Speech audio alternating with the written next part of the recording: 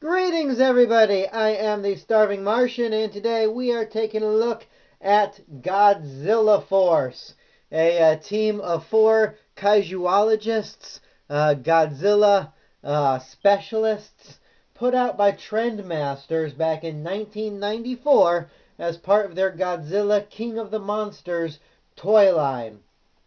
Alright, now these guys are pretty cool.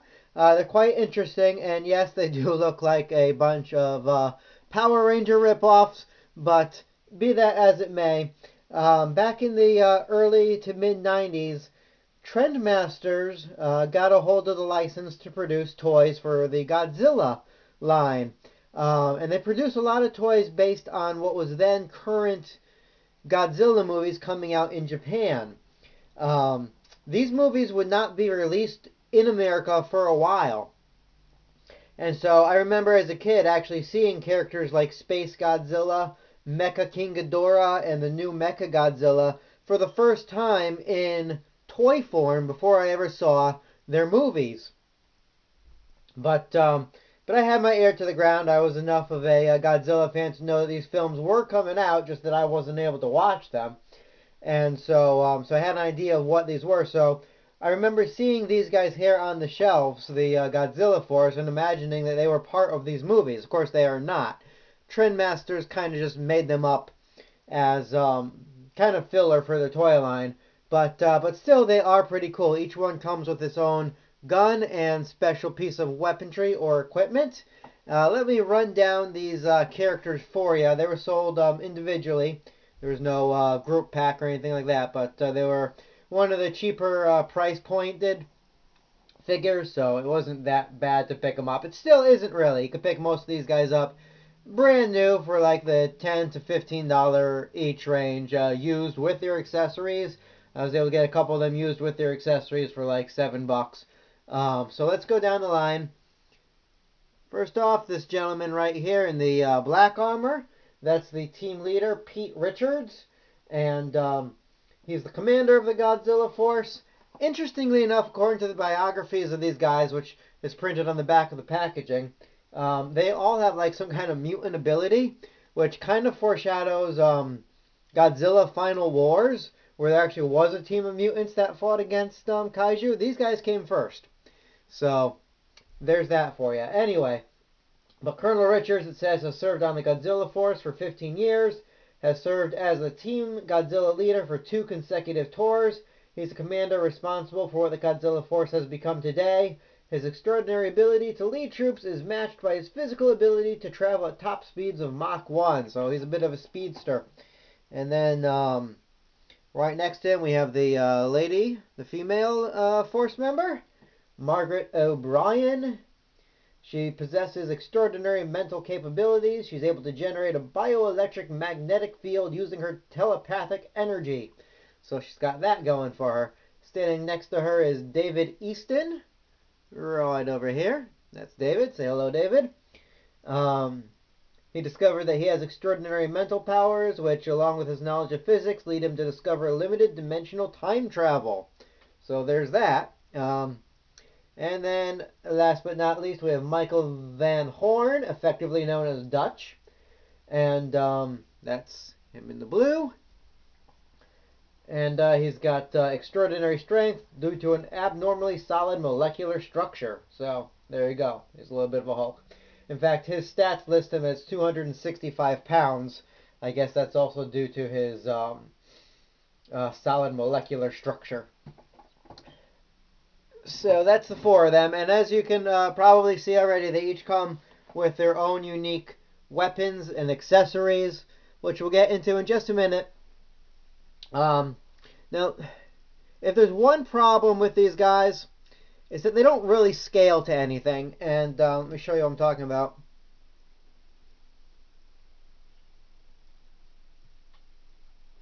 Godzilla does not look nearly so threatening when his adversaries are literally taller than he is. Now, okay, this is a smaller Godzilla figure. But still, Godzilla is supposed to be huge. Even if we took a more deluxe size figure, Yeah, the four of them could take something that size down relatively easily. Now, there are some larger figures, not a whole lot of them, but even so, Godzilla himself is supposed to be, yeah, he's the king of the monsters, you know? There's no way these guys will ever scale with him. They do go well, I have found, with this King Kong figure that was released a year or two back. This was a Walmart exclusive figure. And so I think they do scale a lot better with him. But aside from the scale factor, they are very versatile. And what I mean is that basically, being casuologists, their job is to hunt down and eradicate any threat to humanity that comes from strange, bizarre, giant monsters. And so, if we just there, take, say, a couple of them here.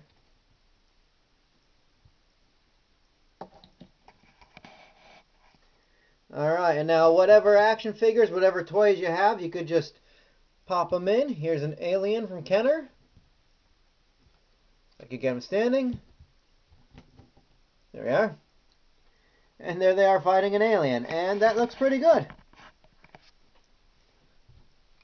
Here they are fighting a Velociraptorix from the Jurassic World series, or Jurassic Park series, rather. And that works very well. Here they are against Baxter Stockman from the original Ninja Turtles.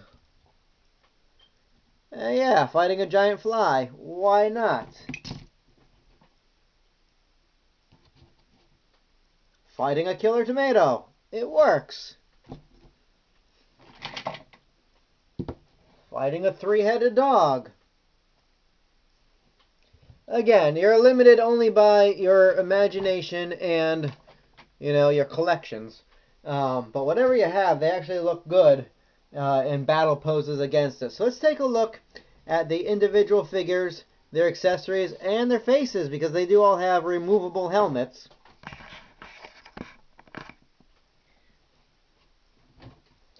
So here's our friend Pete Richards again. And so we're going to take his helmet off. The helmets here are not only removable, but they're interchangeable. So if you wanted to swap them out and do some color combinations, you're more than welcome to do so. So there's Pete Richards.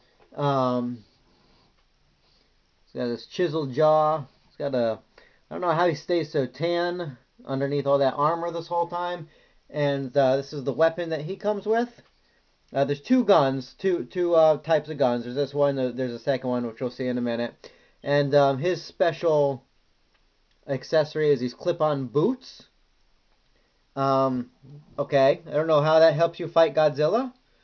Maybe they're thwomp stompers like Mario had in the movie. I don't know.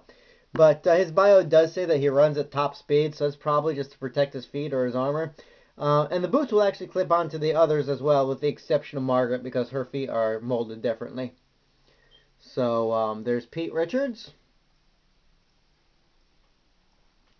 Alright, here's Margaret coming up next. And Disney, this is how you do a female stormtrooper. So she's got the same kind of gun. Amusingly, her ponytail sticks out the back of her helmet. Yeah, that's going to help in, making sure you don't get irradiated by Godzilla's fire breath there. But so this is her without her helmet. And her helmet actually fits tighter than some of the others. So there she is. Her special weapon is this net, which I don't fully understand. There, I caught King Kong. It doesn't seem like the most useful weapon in the world for fighting giant monsters, but whatever. Out of all of them, she's also the toughest to keep standing. Here's Dutch, Michael Van Horn. As you could tell, his special weapon is the shield, which looks pretty awesome with the spikes coming down it. I suppose it could be of some use. This is the other kind of gun that they come with. This one here, they can only hold if part of it's tucked under their arm, but that looks pretty rad if you ask me. That looks pretty awesome. So we're going to go ahead and take his helmet off.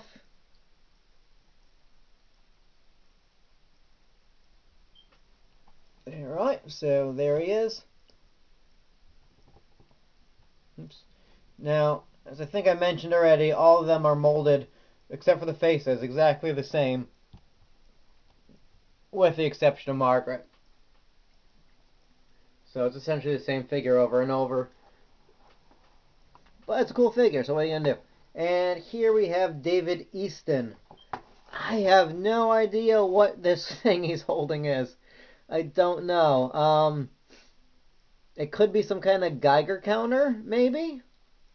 The package doesn't really say. I'll get into that in a second. I'm going to get into the package. So here he is without his helmet. He's actually one of my favorite, only because him and I both wear glasses.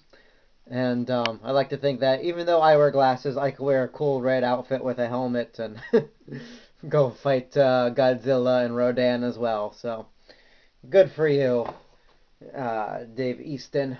So, he's one of my favorites because I could relate. And there's our Godzilla Force with their buckets off of their heads. And still a very nice looking team, if I do say so. So they all came in the exact same package. They didn't get individual packaging. This was the Godzilla Force package. Now, according to this, they include a cyber cannon, a Godzilla nuclear or thermonuclear breath neutralizer, and an official Godzilla Force badge. But they all have the same package, every character. So I'm assuming that all of their guns are the cyber cannon. But who gets the Godzilla thermonuclear breath neutralizer? Well, he gets boots, so it can't be him. She gets a net. He gets a shield. And he gets this funky-looking lunchbox. So I'm going to assume that this funky-looking lunchbox is the thermonuclear breath neutralizer, because it's the only one that fits the description. I guess the shield could, with some stretching of the imagination. And then on the back of the package, you just get the bio of all 4 figures, some of the monsters in the line, and their ship, the Garuda warship, which they cannot fit into.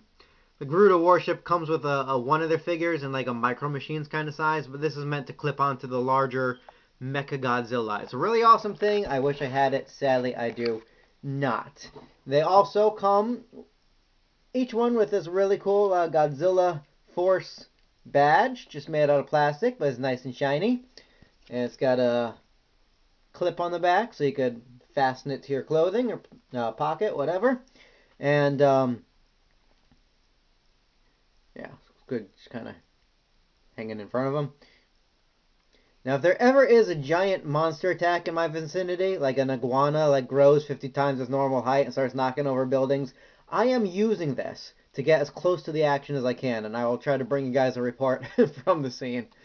But, so yeah, I end up with 4 of these if you collect all the figures. It's pretty cool. And each one also comes with his own trading card. Now, the only one I have is Dave Easton's, because he's the only one I bought brand new. 2 of them I had already, one I got used. So you can see his thing here, according to the artwork, connects to his glove.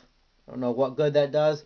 There is a little bit of a bio rundown on the back, but it's the exact same thing that's on the back of the package, so you're not learning anything new. So that's the collector card.